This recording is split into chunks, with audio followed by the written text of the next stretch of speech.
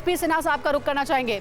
Sir, हमने देखा है कि रूस और यूक्रेन जंग में इस वक्त जो सिचुएशन है उसमें सबसे बड़ा टेंशन का पॉइंट बना हुआ है ज़ैपोरिज़िया पावर प्लांट, क्योंकि खतरा यहां पर रेडिएशन का भी है। एक तरफ यूक्रेन आरोप लगाता है कि रशियन सैनिकों का कब्जा है यहां पर, प्लांट छोड़ नहीं रहे हैं, कॉन्ट्रैक्ट हमारा खत्म हो गया है। तो दूसरी ओर रूस को भी ये चिंता है कि ज़ैपोरिज़िया प्लांट पर यूक्रेन कोई गड़बड़ी कर सकता है और फिर खतरा और ज्यादा बढ़ सकता है। किसकी बात पर यकीन किया जाए और ये इतना बड़ा टेंशन का मुद्दा क्यों बना हुआ है ज़ैपोरिज़िया न्यूक्लियर प्लांट? पहले ज़ैपोरिज़िया का जो न्यूक्लियर प्लांट है उसका महत्व समझने की जरूरत है।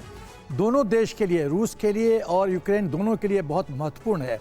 यदि हम रेडिएशन के खतरे की बात करें तो रेडिएशन का खतरा दो स्वरूप में सामने आ सकता है। पहला, मैकेनिकल फेलियर या टेक्निकल फेलियर, मशीन फेलियर, ये कारण बन सकता है। दूसरा, यदि उस पर अटैक होता है तब उसमें ब्लास्ट होगा और फिर रेडिएशन होगा।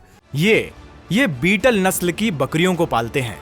1 लीटर दूध को 100 रुपए में बेचते हैं। हर महीने लगभग 30 लाख कमाते हैं।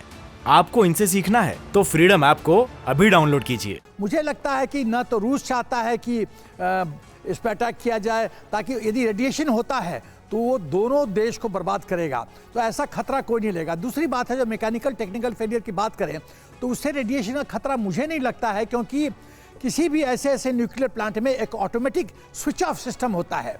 जहाँ भी फेलियर हुआ तो रेडिएशन न हो तो ऑटोमेटिकली जो पूरा सिस्टम है वो स्टैंड डाउन हो जाता है और स्विच ऑफ हो जाता है, तो वहाँ भी खतरा नहीं है। पिछले बार भी, आज से मुझे याद है 5-6 महीना पहले ये विवाद चला था कि ज़ैपोरिज़िया में ऐसा हो गया, वैसा हो गया, रेडिएशन हो गया। वो तो एटम ब्लॉक में हुआ था, मेन रिएक्टर बिल्डिंग में तो हुआ ही नहीं था, और मेन रिएक्टर बिल्डिंग तो पूरी तरह से सुरक्षित नहीं। लेकिन ये सवाल तो सिन्हा साहब लगातार उठ ही रहा है कि भाई कहीं सिक्योरिटी जो है इस न्यूक्लियर पावर प्लांट की, प्रोफेसर संजय भारद्वाज, कहीं सिक्योरिटी कॉम्प्रोमाइज तो नहीं हो रही है? रूस और यूक्रेन जो दावे कर रहे हैं वो तो इतर हैं ही, लेकिन जो सुरक्षा होनी चाहिए, जिस तरह के एहतियात बढ़ते जाने चाहिए, वो युद्ध के माहौल में कहीं नजरअंदाज तो नहीं किए जा रहे। देखिए, बिल्कुल एक कंसर्न का विषय है, सबके लिए कंसर्न का विषय है, चाहे वो यूक्रेन की जनता हो या रशिया की जनता हो, और पूरा यूरोप के लिए खतरा है, क्योंकि बहुत ही एक कॉम्पैक्ट जोग्राफिकल एंटिटी है और उसका रिएक्टर्स, उसका इम्पैक्ट पड़ेगा।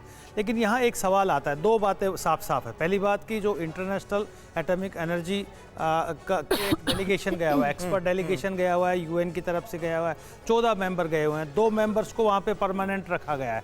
तो मुझे नहीं लगता कि अगर ये इतना बड़ा एक विषय होता कि यहाँ पे लीकेज के चांसेज हैं और इस पर ब्लास्ट के चांसेज हैं, तो अभी तक एक अंतर्राष्ट्रीय कम्युनिटी इसके लिए एक सतर्क एक पहल कर चुकी होती। ये मुझे लगता है कि ज़ेलेंस्की एक तरीके का एक टैक्टिक अडॉप्ट कर रहे हैं कि रशिया के कब्जा में है इस न्यूक्लियर प्लांट को, इसको खाली कराया जाए, ताकि जो ईस्टर्न पार्ट में है, तो एक टैक्टिक के रूप में यूक्रेन ज़ेलेंस्की आगे बढ़ना चाह रहा है और उसके लिए अंतर्राष्ट्रीय दबाव बना रहा है। अभी टर्की ने कहा है कि अगर इसमें मीडिएशन की जरूरत होगी।